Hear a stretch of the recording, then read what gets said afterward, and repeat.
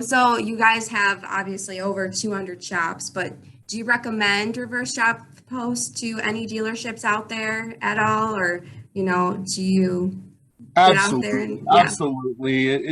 It's so difficult now. You know, just getting that initial communication, especially if a technician is working somewhere else. This allows it to be sort of on the technician's turf.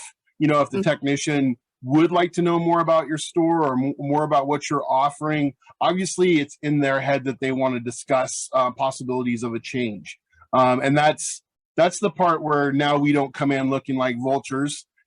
We actually can answer some questions and get them pointed in the right direction. And I think it works a lot better. The communication seems to be more at ease and Mm. guided by the actual candidate.